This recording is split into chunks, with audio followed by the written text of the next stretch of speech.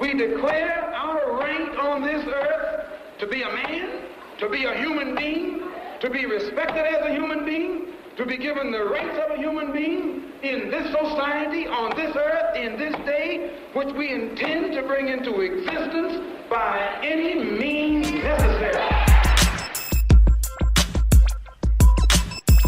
Now it's time for Gunpowder Philosophy with your host, Sergio Wilson.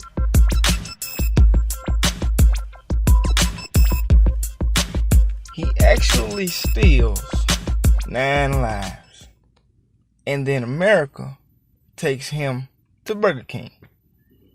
Don't be mad at Malcolm. Be mad at Dale and Ruth.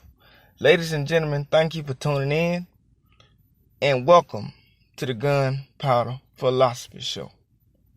Today we're going to talk about a man who never put book knowledge on a different pedestal than street knowledge, because he realized they were given to him for a reason.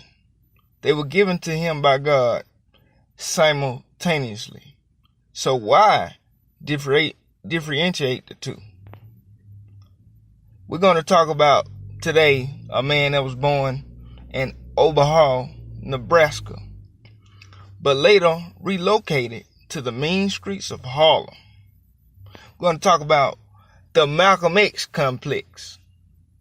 The man who was like a late father to me and this brand.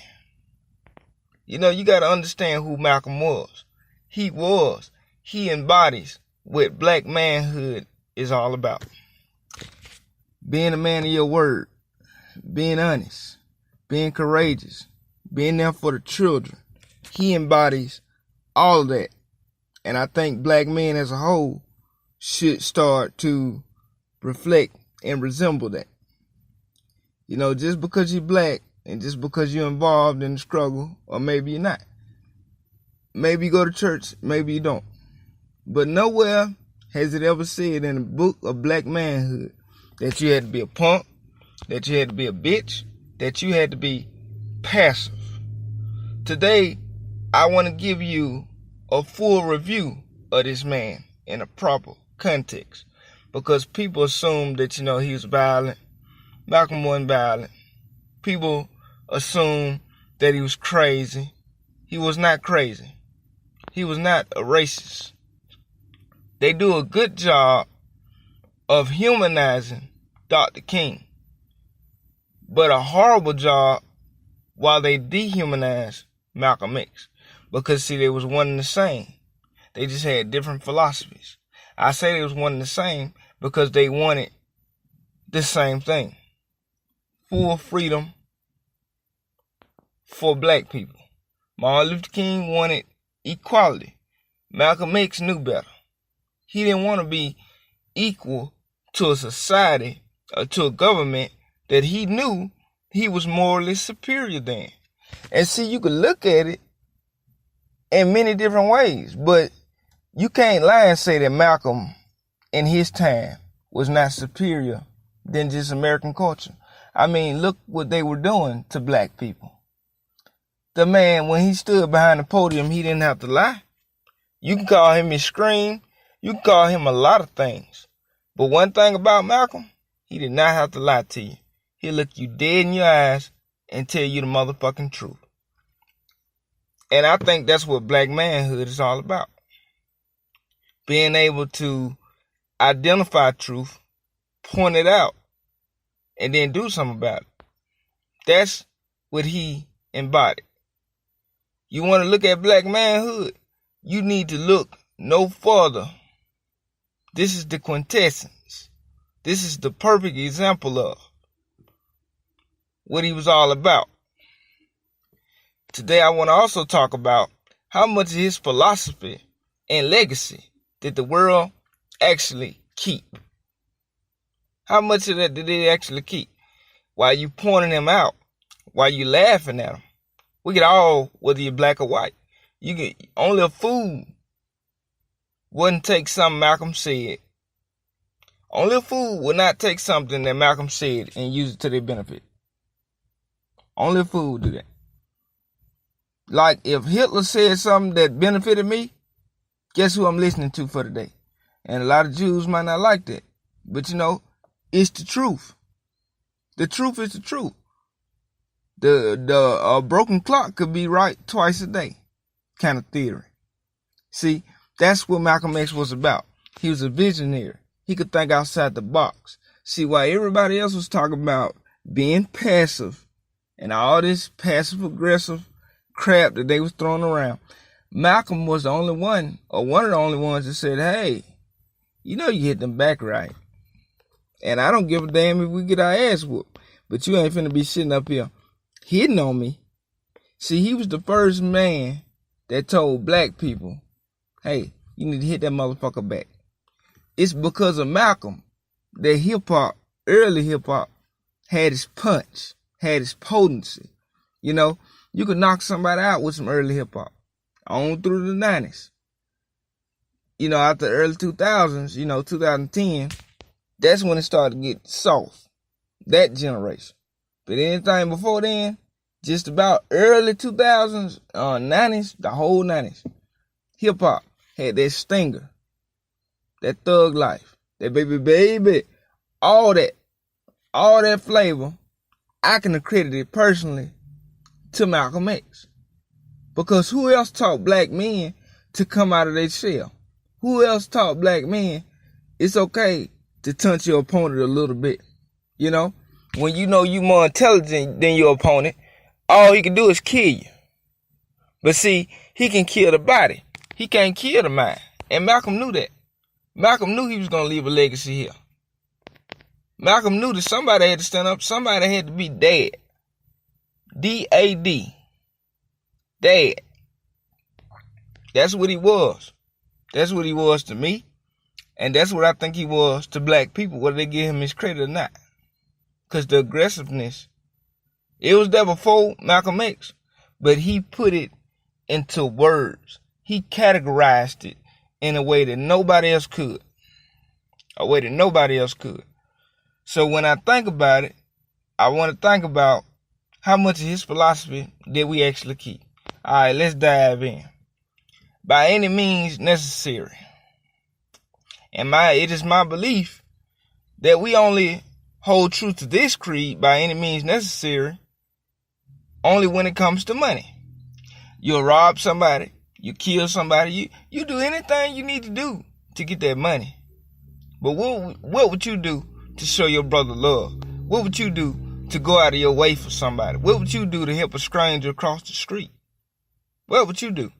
Do you honor your words that you say to your kids by any means necessary? Do you make sure you see your kids every day by any means necessary? Do you do that?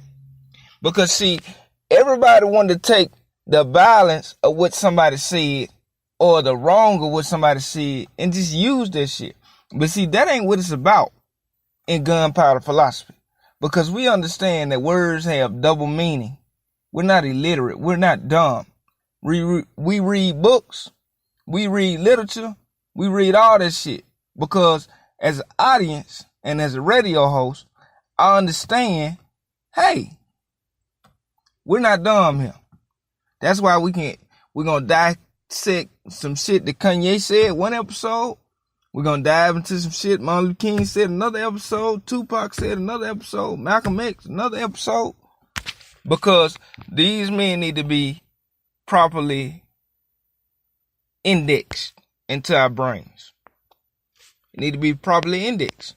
I'm tired of everybody giving Martin Luther King the praise. He was a great man, a great minister, a great leader. I'm tired of them giving him all the praise. But we sit up here and ignore Malcolm. And we going through damn well the same shit he was talking about. He ain't told a lie. Let's mainstream Malcolm. Why don't you put that on the damn t-shirt? Make that a hashtag. Let's mainstream Malcolm. Let's humanize him.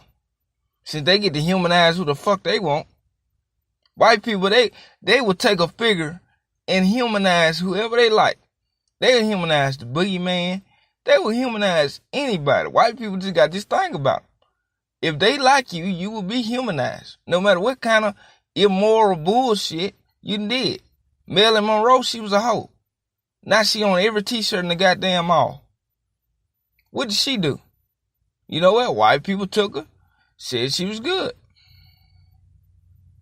You know, white people, they have problems with black pimps, with black gangsters, but then they'll turn around and they'll humanize somebody like a Scarface, or even somebody like that in real life. They'll humanize the owner of CBS or the owner of Walgreens, and they know they out here selling people poison. They know they out here killing people. They'll humanize a police force that has put black men in jail for smoking the same damn herb that they got legal today.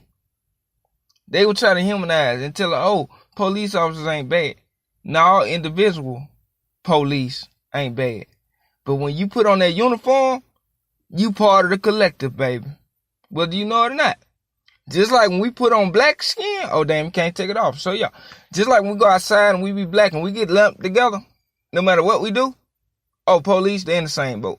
So when you got a fellow cop fucking up and you don't say nothing about it, guess what? You in the same boat as him.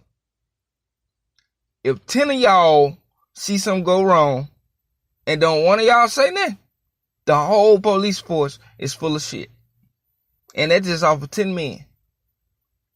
Because see, if a bad apple can spoil a fucking bunch, and that's tree, that's on some light shit. That's eating.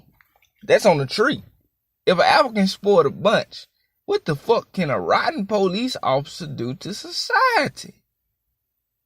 I mean, have we not seen Training Day? Have we not seen American Gangster? Well, these cops are just as dirty as the people they're chasing. So people can't sympathize with Malcolm when he says, you know, if you punch me in the mouth, I'm going to punch you back. Is there something wrong with that? Is there something wrong with self-defense? Oh, is something wrong with self-defense when black people use it, when black people do it. But see, when white people say, hey, I'm going to resist against tyranny. When white people say, hey, I'm going to knock you back out. America said, you goddamn right. But when black people do it, oh no. It's a sham. It's a farce. It's this. He just a thug. He a minister thug. That's probably what they would have called Malcolm if he was alive today. Minister thug. You can't even say what the fuck is on your mind no more. It's a pastor down the street from my house. He said black people need to stay out of white churches. Now, like I said, on gunpowder philosophy, everything got double meaning. He probably meant that literal. But then again, if you look at it one more time, it's historical. When black people go around white people, and it's not that many black people, it's usually a bad day. And sometimes when it is that many black folks, it's usually a bad day. Somebody finna get pushed, somebody finna get discriminated on, somebody finna get lied on about a rape. You know, when it's 10 white people in the room, you the only black person, watch out. That's honest. That's honest. I do not feel safe. Knowing my history, knowing what my people went through, seeing what people still going through. Somebody just got hung in Georgia. I don't feel safe around white people.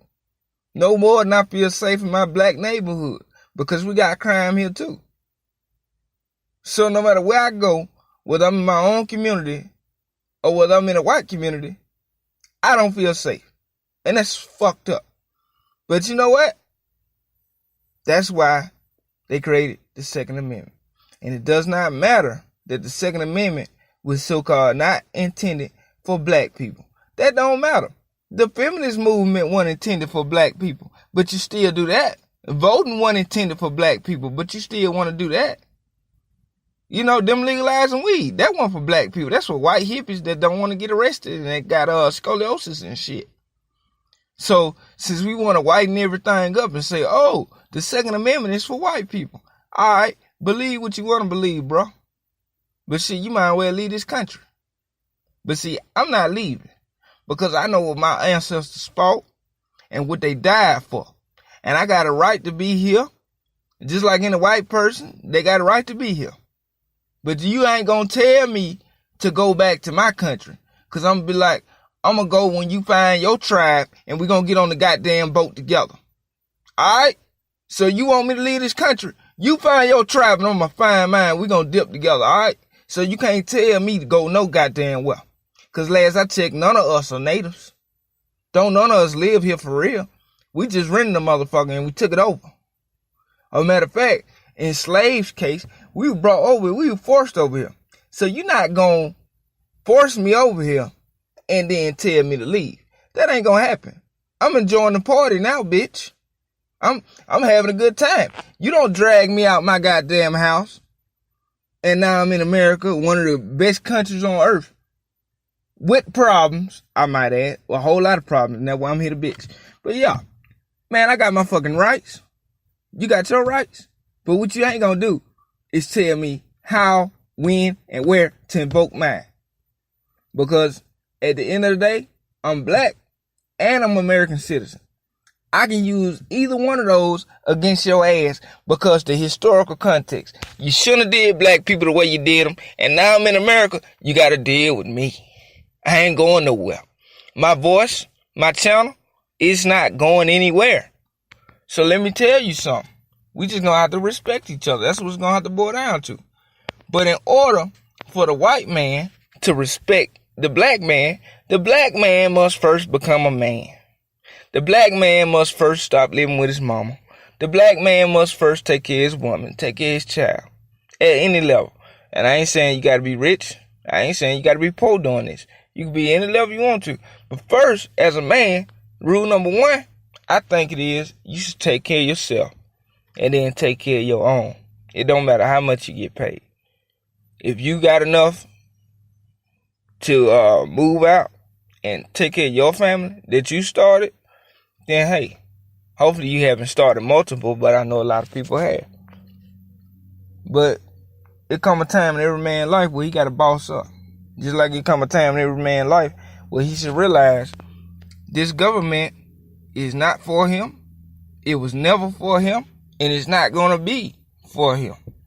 When we realize that, we'll be getting somewhere. When we stop trying to build fake allies with the darker people, the gays, all these other people that leaves us after November or whenever the fuck we vote again. In Alabama, it's June. All these people, they go back into their own segment of society. But see, when it's time to vote, everybody needs to vote. Everybody, are you registered? You know why? You know why white people care so much about you being registered to vote? Because they getting something out of it, not you. You ain't getting shit. You know, I just sent you in to buy the potato chip bag, but it's my money. So who getting that? Yeah, you just did the footwork. Now give me my damn bag of chips. That's white people for you in a nutshell. And black people don't realize they being used, they being abused. Every goddamn ally we get, every true ally, somebody that's really in our corner, we will chop them down.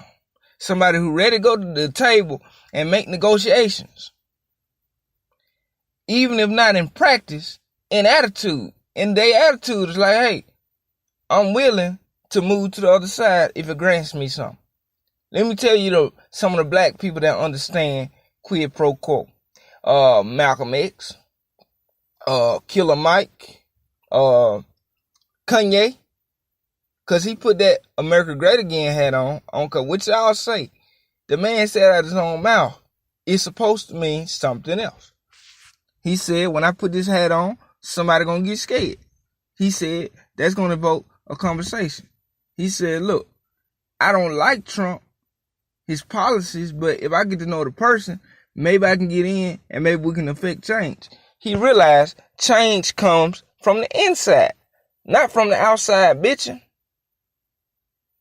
Not from the outside bitching. It comes from political action. Like, think about if King was here. If Dr. King was here, do you think he would be with y'all screaming, fuck Trump? Hell no. He would be in Trump's office trying to get something accomplished. You screaming, fuck the president, nigga, he might be the president for 4 more years. So what you gonna do now? But at the same time, I understand how some of y'all say, the government ain't never did shit for us. And that's true. But you know what? Don't pick and choose then. If the government ain't never did shit for you, you shouldn't like the government when Obama in office, and you shouldn't like the government when Trump in office. You should not like any of the presidents. I'm just saying. Because see, the same way, and this go for white people too, because the same way y'all hate Trump, they hated Obama the same way. And at neither point did any one of y'all, even though you talk shit, they talk shit too. If Obama win, if that nigger win, I'm gone. You know, y'all said with Trump, if that cracker win, I'm gone. Fuck that. If he win, I'm fucking gone. But see, the thing is, both of them won. And neither side went nowhere. So now what we got to do is the 990 boo-boo. You got that dance going on until Trump get out of office. Just like y'all had it with Obama. You got blind love of fake patriots. You can't have that. You can't have that with Obama. Obama didn't give a damn about black folks. Just like Trump don't give a damn about poor white folks. Come on now. Use your sense. Use your brain. Obama didn't give a fuck about you.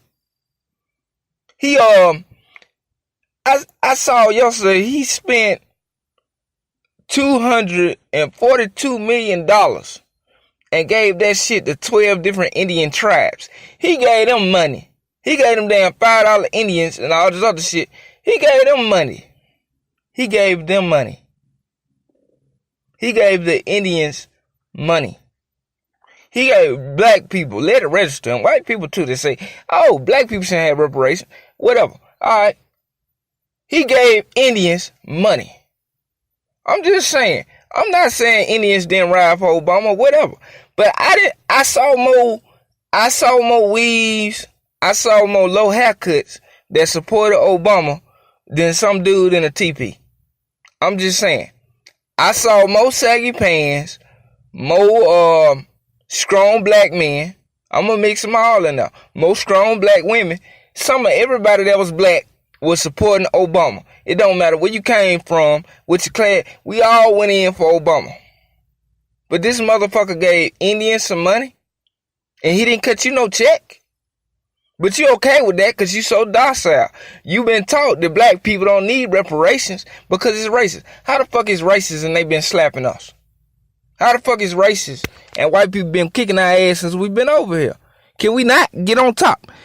And last I checked, white people, since you want equality so bad, last I checked, the only way you can get equal is through the goddamn wallet. You know?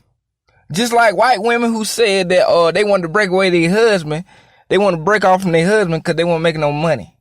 You know what I'm saying? So white women weren't just talking about they wanted to be treated fairly, but they wanted to make more money. They didn't just want their husband to stop beating on them or whatever was going on in their home them so bad.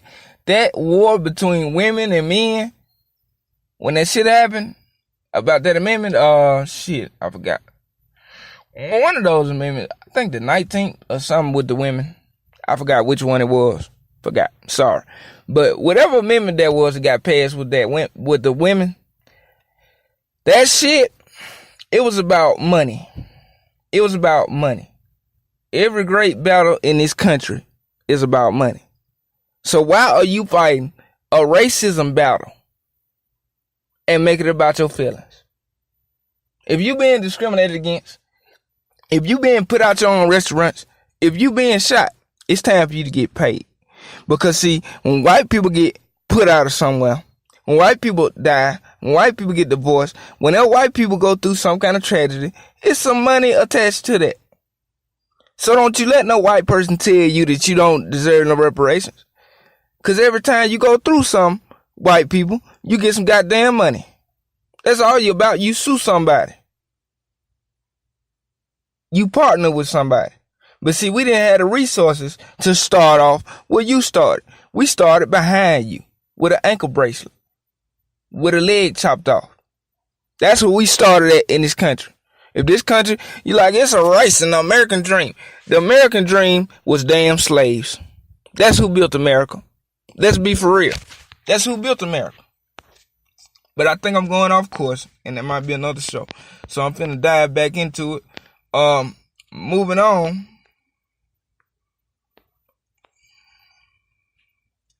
all we've known is hypocrisy. Do we even understand what the truth is? As a society, now I'm talking to society again, not just black people. As a society, do we even understand and fully value what the truth is anymore? Because y'all dumb motherfucking Americans, all y'all, you kill me when you sit up there and give Fox more credit than NBC or MSNBC more credit than Fox, when they both lying to your ass. If you don't know that, you dumb. And I don't give a fuck if you're black, white, you listen to my show, you don't, we meet, you stupid. If you believe half that shit they say on the news, come on. Like I'll never catch a lie here. Man, what the fuck? They miscategorize black people on the news. They motherfucking lie, and they construe the narrative when it comes to guns in this country. They lie to every group in this country. They don't give a fuck who you are. Because the elite don't care about color. But see, we got to care about it until y'all stop killing us. And that's all Malcolm was talking about. Well, after he took that trip to America, and he found out the white people weren't that bad, some white people, hey, he still said, don't get it twisted. In so many words, I still punch your ass in the mouth. Malcolm still had guns. So, I mean, the thing is, we can respect each other until we can learn to get along. At least we can do that. And respect often comes at the bearer of a gun. And no, I'm not telling you shoot nobody. I'm just saying if everybody got a gun, everybody polite anyway. I'm just saying, I don't want to get shot by you, Mr. White Man, and you don't want to get shot by Mr. Black Man. So you know what? We're going to get along at this gun range. We're going to get along. And that's the thing with black people. You got to realize, if you choose to love white people sexually, that's good. Whatever. All right? But see, we don't all have to be in love with white people. And white people don't have to be in love with us. They don't. But what we do have to do is get along. We got to be cultured with each other. You know what I'm saying? You can understand your fight in the power structure and stay there. Black people need reparations. White people might feel like they need lower taxes or whatever they need. But until we work that out, we need to stay in our corner until we can learn to get along. We need to learn to get along first. And how you going to go outside your community? Mayor Wolfen, I'm talking to the man now.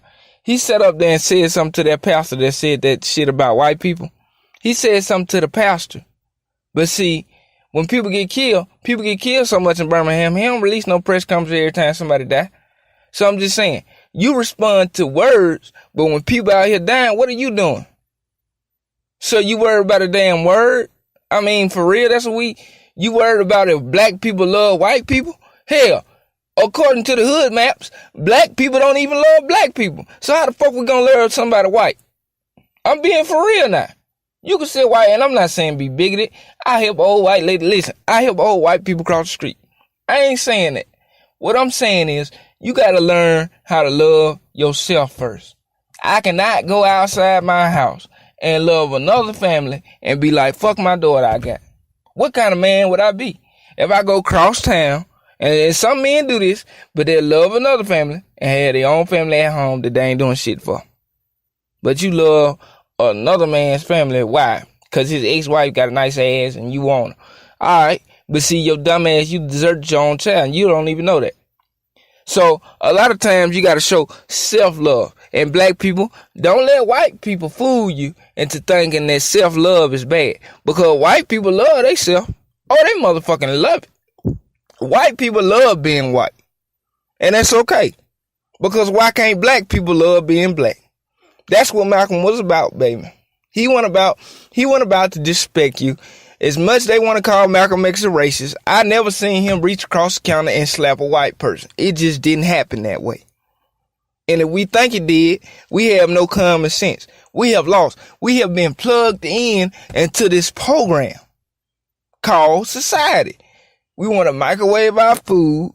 We want to eat GMOs and all this other bullshit. We do so much fake shit that when we hear real shit, it sounds bigoted. It sounds hateful. It sounds whatever. My thing is, the KKK, they can have their rally. Because the Black Panthers can have theirs too. And what's wrong with that? What's wrong with that? Instead of calling everybody hateful, let them stay in their groups. Because that's natural anyway. Just like lions hang out with lions. You don't see them over there chilling with the elephants. That's natural. I'm not saying hate white people. I'm just saying black people, until you get some sense about what's going on politically, socially, and economically, you shouldn't really be concerned with what white people do. You really shouldn't care at this point. Stop getting mad when they call your name.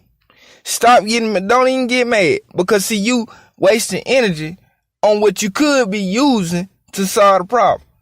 I don't even get mad. Okay, they said some racist stuff, but they did. So, I'm living in America. So how I look at it is, every time they do something at Starbucks, that's just America being America again.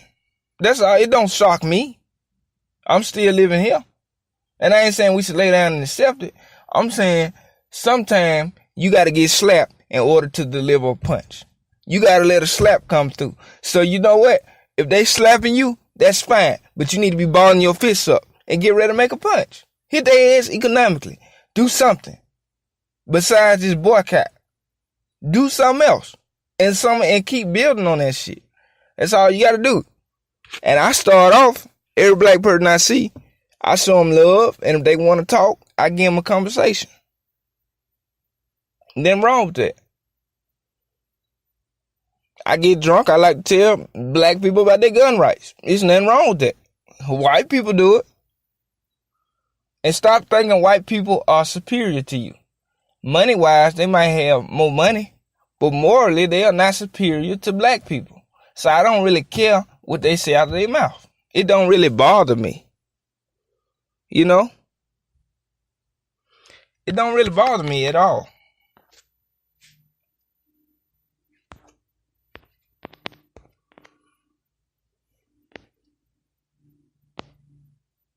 Another thing. We don't understand truth. Have we avoided being, as Malcolm would put it, political chumps? I mean, think about that question. Have we really? Have we really avoided black people? Have we avoided voting Democrat no matter what? Why is that? Why do we do that?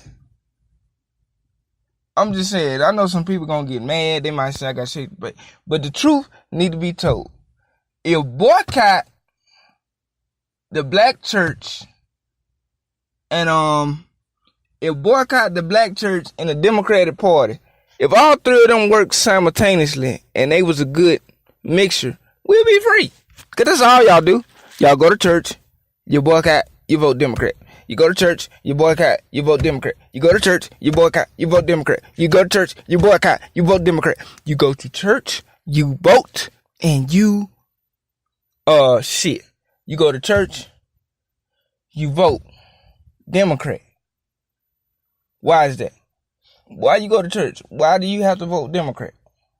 If you can't ask yourself those questions, then you are not an honest person. You're not an honest person, man. You're not an honest person. Where do we get the religion from? Where do we get voting Democrat from? Who said they'll have niggas voting Democrat for the next 100 years? Who said that? Huh? It wasn't Malcolm. We haven't honored like not being political chumps. Y'all need to go back and listen to the Battle or the Bullet. Because see, while y'all was out voting for Hillary Clinton, I was buying ammunition at Walmart. And that's not to say I want to shoot anybody. But that's to say, I'd rather engage in a right that's going to protect my life and actually do something for me. At least with bullets, I can go sell them back off to the pawn shop or wherever and get my fucking money back. But what do I get for voting for Hillary? Seriously.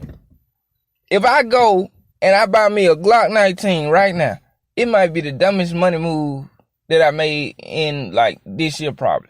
You know, if I go buy a $500 gun right now, that gun would serve me more purpose if I keep it or get rid of it than voting for Hillary Clinton would. That bitch don't love me no more than Trump. She compared y'all to dogs. She compared you to dogs. She said her friend, her buddy, Margaret Stainer, the lady who created Planned Parenthood, she sat up there and said that black people need to be exterminated like weeds. Okay, and then on top of that, Hillary Clinton went all kindergarten on us. Hillary Clinton, she went kindergarten. And what I mean by kindergarten, she set up in a Breakfast Club interview. And then she said, I got hot sauce in my bag. Now, I wasn't going to vote for Hillary beforehand. I ain't going to lie to you, because I don't like the bitch. I wasn't going to vote for her beforehand. But she said that, it was gone. Any kind of inclination, any kind of little hope that I might have said, you know what? I'm glad I had political clarity in 2016. But when she said that shit, dog, the deal was off the table. And I screamed it to the rooftop. You can go back on my Facebook page. Shit. I screamed that shit to the rooftop that both of these people were full of shit and didn't mean black or white people no good. Especially black people, though. I'm especially concerned with blacks because that's who and what I am. So I'm just saying. If you look at her policies, no, she didn't really mean white people no good either. Not for real. Trump, on the other hand, I mean, white people gonna be white regardless. They gonna be the ruling class because that's how it's designed. But as far as black people go, Hillary Clinton did not mean shit for you, man. She was about as good for you as McDonald's. And by the way, I quit eating that this year. I realized how harmful that was to the body. So, if you think McDonald's healthy, then I think Hillary Clinton would have made an excellent president. She would have been impeccable. She's a lady. Whoa. I don't give a fuck that she got a uterus. I'm sorry, I don't care, man. What are the results? What the fuck you gonna do? Obama 2.0. Mister, we gonna get shit to the Indians, but fuck y'all, cause y'all black and y'all voted for me like a dumbass. That's another person. I had to fall out of love with Obama because I had to realize that he was another paid politician. Paid politician. That's the spit. You got to say it with the spit. Paid politician. For real. That's all Obama was, man. He was a paid hand. And whether they hired by the elite or not, I don't fucking know. I don't care if it's a higher class over the president. Because there ain't shit I can do about it. But I knew not to fall for his okie doke. And I knew he was full of okie doke when a white dude came in a black church and killed 9 people. And instead of this dude, at least at the bare minimum, telling black people to be more careful and guard the church, he ain't have to pass out NRA cards like Trump probably would have did. He ain't have to do that. But what he could have did was, hey, y'all need to be more careful. You need to watch who you let come in your church. That little piece of advice coming from a president, it would have made a better, especially Obama, it would have had a greater impact on black people as a whole and how we brew protection and guns. That statement would have had a better impact than him getting up there, Amazing Grace. I mean, I'm just saying, did he sing Amazing Grace when they dumped Bin Laden off the boat? I just want to know, did we sing Amazing Grace while damn Titanic was going down? We was in a panic. We was enraged. We was upset. And those are okay emotions to have when white people currently past and whatever future. They have always attacked black people. So a black man that's not at least aware of white history, that's dangerous. That's a fool walking the street. And that's what ties back into what the pastor said in Birmingham, that white people and black people should really watch it when it comes to going to church. He might have worded that too strong for some of y'all, but I don't give a fuck. If you got a kindergarten mind and you don't understand double meanings, if you don't understand historical context, that man talking about history. He was not talking about the white lady who so-called checked him in front of his church about him being racist. That's another thing. Why is always a white person in a black person's face talking about racism? Bitch, you invented that. So back away. If we are bigoted, if we are, I'm not saying it's okay, but you gotta understand that emotion. You gotta understand where it comes from. So if you're not ready to have a real conversation, then shut the fuck up talking to me. Because I'm the wrong one. Just be quiet. Because you don't care about my feelings. You just don't want to cry. You don't want to be hurt. And then our mayor came out and said, oh no, white people crying, so I got to come say it today. Who give a fuck? Because we always have cried, mayor. The white people have never been on our side, mayor. You always quoting Dr. King, mayor. But guess who mistreated him too? Guess who was the ones throwing bricks at his head? It wasn't no goddamn black people. I'm just saying. Guess who? You sit up there and condemn your own people, and then white folks do something. Well, you quiet as church mouse. You quiet. I'm just saying. When they gentrify the city, you like, oh, it's okay. You know, when white people come with their agenda, that's all right. But when black people come with theirs, oh no, we gotta be quiet. Oh no, we ain't got enough money for this, you know. But we got money for ballparks. How the fuck you come up with money for a Regent's Park, but Birmingham got some of the worst education in the nation?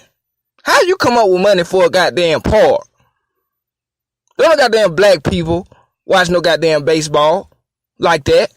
But goddamn white folks, black folks, we the ones need the education. We the ones need the book. You know what I'm saying?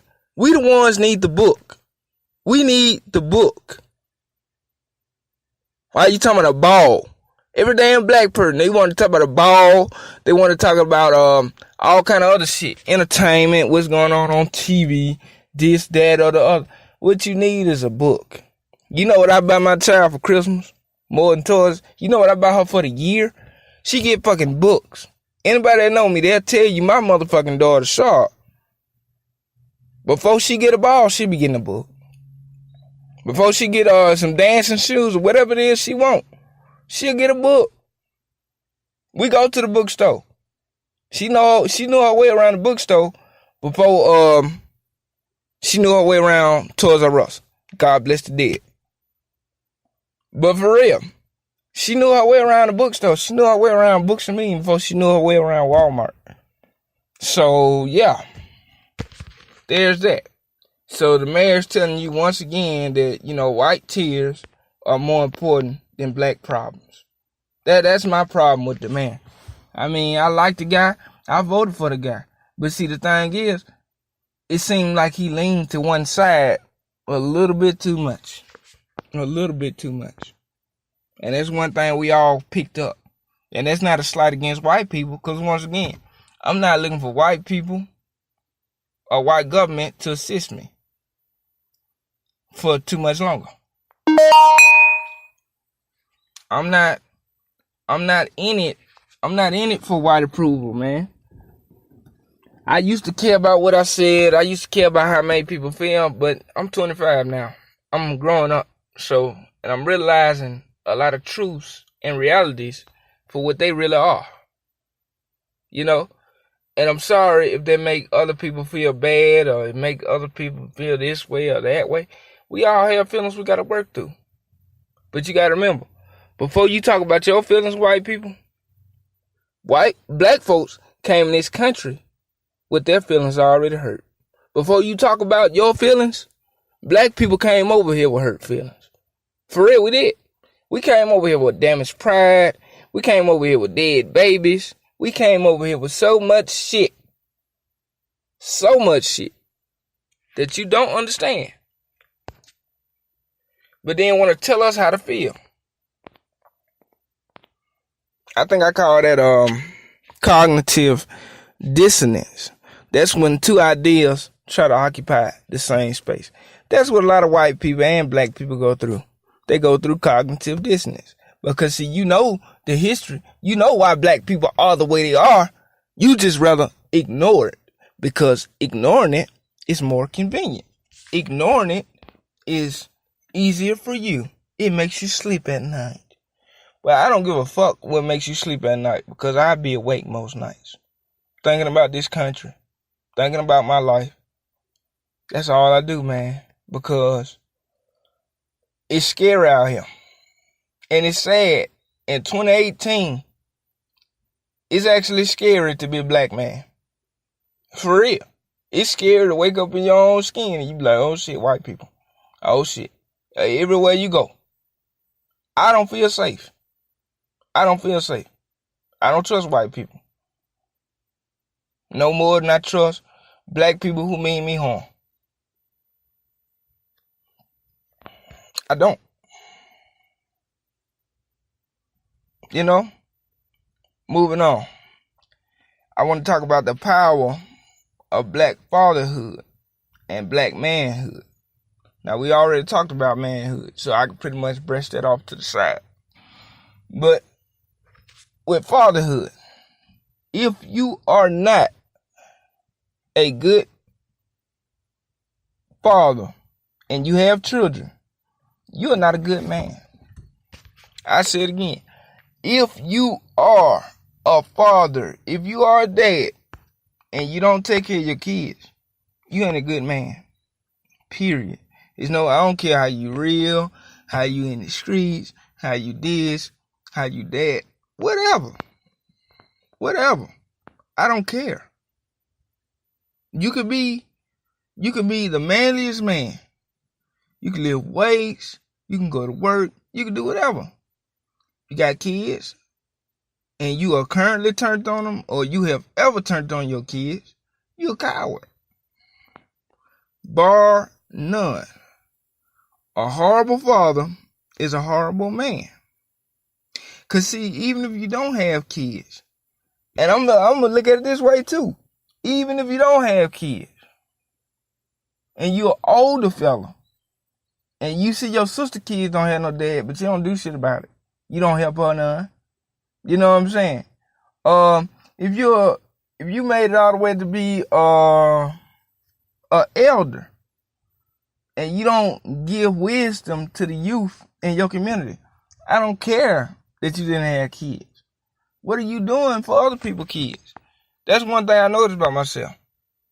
For a long time, I have had people I have took under my wings. From little cousins to people older than me that act like they don't have sense. To my brother. I have always had somebody to look after, to give wisdom to. Long before I had my own daughter. That's what I was doing. And anybody that know me will tell you that. I was being a kind, nice person, man. To anybody who need my help. And that's what a man is. If you see a need, you fix that need. Welcome to manhood, nigga. 101. And it's black or white. If you white and you see your sister struggling with kids and you don't step up, what did that make you? Well, I didn't make those kids. I don't give a damn. Well, Billy Bob, get your ass in there and help. I don't care, man. Shit. Because as American citizens, we don't make each other's problem, but we all got to deal with them. You know what I'm saying? While y'all be treating inmates dirty, Alabama Department of Corrections, you do all that. You treat the inmates dirty, and then you release them to the streets.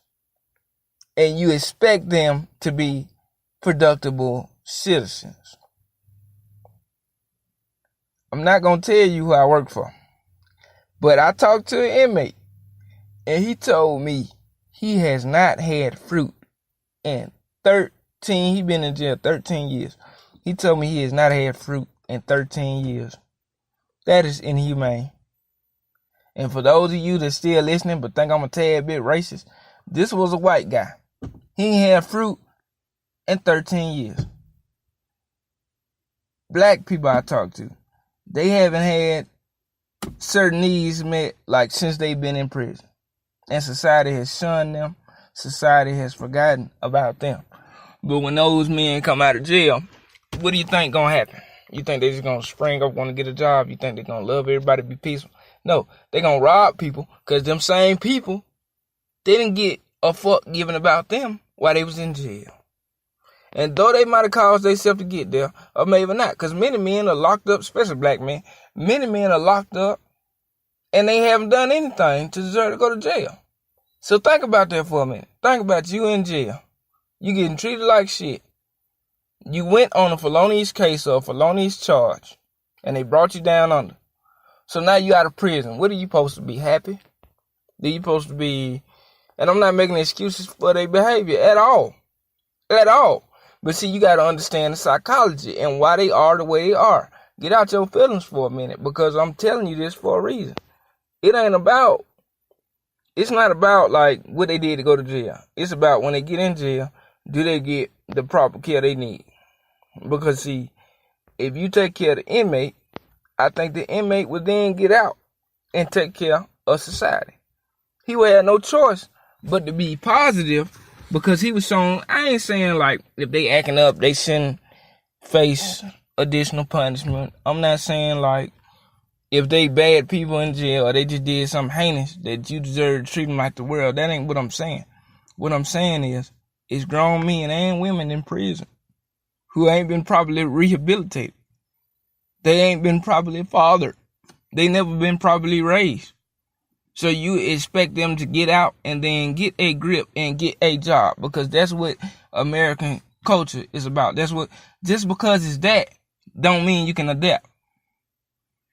I can take a fish out of water all day, but it don't mean that motherfucker finna walk next week. I'm just saying. So think about that. Dude been in prison all his life. You ain't did nothing to rehabilitate him. Nobody wrote him. Nobody showed him love. Nobody gave him fruit. Nobody did nothing for him. And now you expect him to be what? Courteous? You expect him to be nice? You expect him to be, ooh, yes. I love it out here. It smells like roses. He gonna be bitter and mad at the world. They're just like white people, so white people can understand it. What if you had a dog and you beat the dog and you throw him in the cage? How would the dog feel? Alright, that's how a black human, I know. So that's what I'm gonna do on this show a lot of time. For white people, so you can understand the pain black people go through, I'm just gonna compare it to dogs. And then that way you'll get it. Because the white man love his dog, and y'all be kissing dogs in the mouth and shit. So yeah. And in order to do that, that's what I'm gonna do. I'm gonna just tell you straight up. I'm gonna say, hey, listen here. Whatever a black man go through, imagine that happening to a dog. And then white people, it should be translated then to how inhumane it truly is.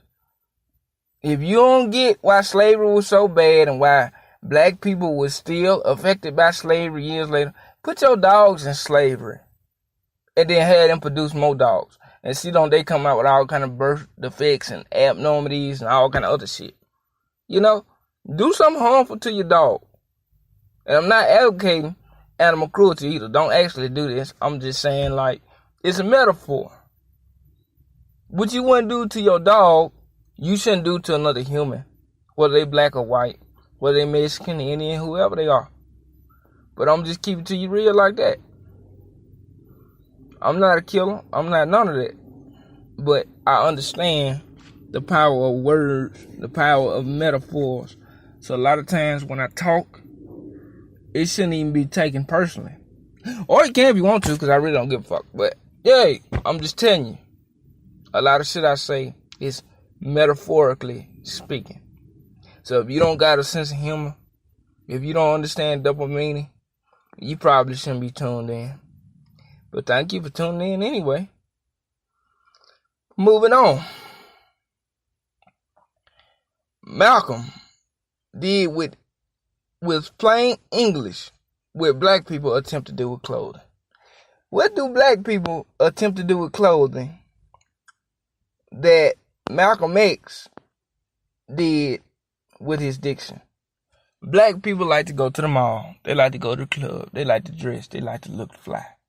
So while you looking fly, while you got it going on, and you the man and all this shit, Malcolm, he did that with his tongue, man. He talked. He was able to talk to you and make you either feel sophisticated or he'll make you feel dumbed down. Whichever one you wanted to be for the day, whichever way you pissed him off, he was able to take that diction and whoop your ass with it. He did with verbal words what most people can't even do with their fists. And that's why I love the man so much. That's why he was a father figure to me. It's certain shit I can't do with my body, but Malcolm was able to do with a damn sentence. You know, the way he linked shit together, the way he looked, the way he was serious all the time, that shit translate. It translate. The charisma, it translated.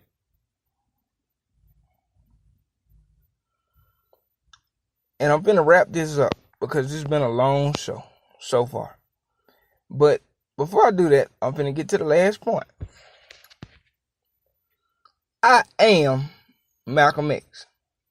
Do we really value the spirit of Malcolm X, or do we value the horrible father? Alright, that's a loaded question too. Do we value the spirit of Malcolm X? So are we a man? Do we believe in the ballot or the bullet? Do we believe in dying for principle? And what I mean by dying, it don't always mean to physically die. Dying could also mean you could die mentally. You know? Like if you tell somebody the truth and then they turn around and say something to hurt your feelings, you dead for a second because you like, I can't believe he said that, but I had to get this off my chest. You know? It hurt me to be in that moment, but I had to say what I had to say, or I had to do what I had to do. That's what a man does. You stick your chest out and you do it anyway. That's what he meant by any means necessary. That's exactly what he meant. You persevere. Malcolm, he had a spirit of perseverance. He had a spirit of power, strength. Do we embody that? Or are we like that horrible father that nobody likes and nobody respects? The one that have his pants hanging off his ass. The one that don't really mean shit to his family. Because he hadn't done shit for his family. In order to mean shit to your family, black man, you got to do something for your family. Or else, yeah, you're going to get devalued. You're going to get disrespected every time by the black woman because you really don't deserve no respect. And that's one thing white people figured out. White people, they love their daddy more than they love their mama. Dad. Especially the boys. They love their dad more than they love their mom. And they might not come out and say it, but they're like, oh yeah, my dad, he kicks ass. Oh yeah, I love my dad. Love him. Most white people, they love their dad.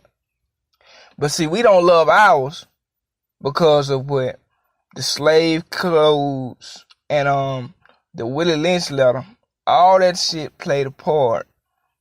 The making of a slave, all that played a part in why the black family dynamic is broken up. And I don't care how you feel about it. It's solid evidence. We hate each other, skin color versus skin color. All that. Gang versus gang. Tall versus short, big versus small, old versus young, rich versus poor. Black people, we already sectioned off enough. You just gonna keep cutting it, ain't it? You gonna keep cutting that piece until it becomes nothing more than a crumb.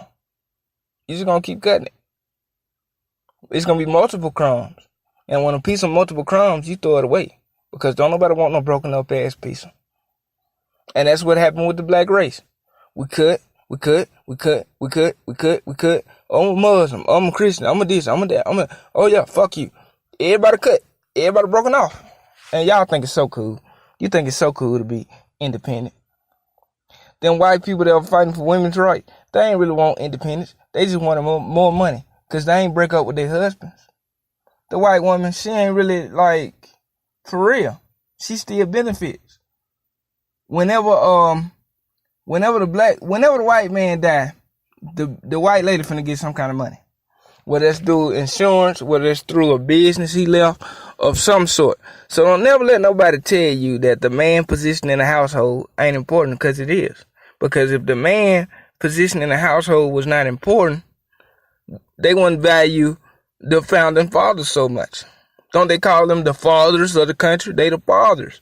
So yes, regardless of what society may try to teach you, fatherhood, since I'm black fatherhood in particular is important. It's imperative that we have these lessons. It's imperative that we sit down and talk to our children. It's imperative that we educate our children. Black people, your children should not be going into kindergarten not knowing the alphabet. Your children should not be going to kindergarten not knowing their numbers. Your children should not be going into kindergarten not knowing how to spell their name, not knowing how to tie their shoe. You know, it's just so much stuff that can bind together. I know your child ain't gonna know everything, but it's certain things that you can take time out and you can teach your child. And whatever else you can't teach her, then maybe the teacher will be able to work with you. But yes, your child's supposed to be educated heading into kindergarten. They supposed to know something other than a rap song.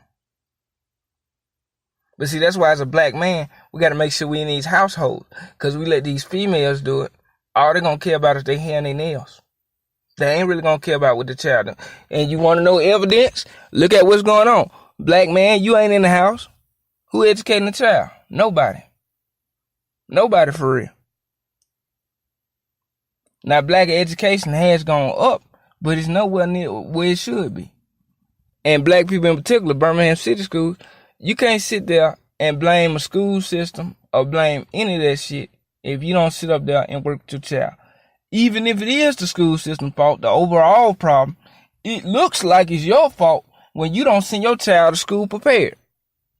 Why would they give any money if all you gonna do is let the school do everything anyway? Why would they invest any money in the children if you don't invest time in your kids? Why is that? Why the teacher got to go to Target for every damn thing? If you know she needs something, why don't you buy it? Mom?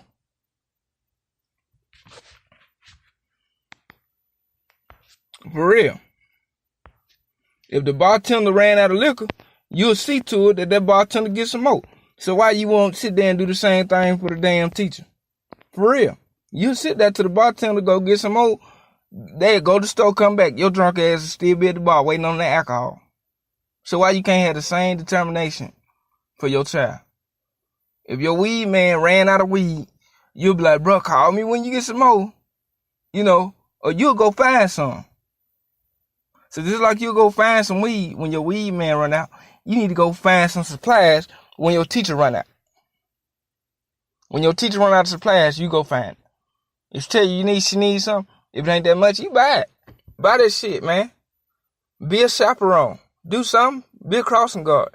Do something in your child life. Even if you can't be there, at the bare minimum, if you can't be at the school because you got to work, make time sometime when you off and when the child off and educate the child.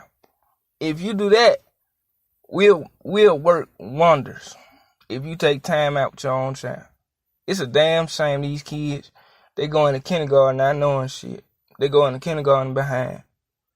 And not because they not capable, or the teacher not capable. It's because the parent ain't doing shit. They get to second and third grade, no help with the homework. You know, they get to first grade, no help. I can't do my child like that. And if I ever caught myself doing my child like that, I would have to get myself in line and make time for what's really important. Or if I just physically couldn't do it, I'm going to find somebody, pay somebody or something. Some got to give. If you can't do it, find somebody that will. If you can't read, find somebody that can read and tell them to read to your child. So there's more than one way to skin a cat.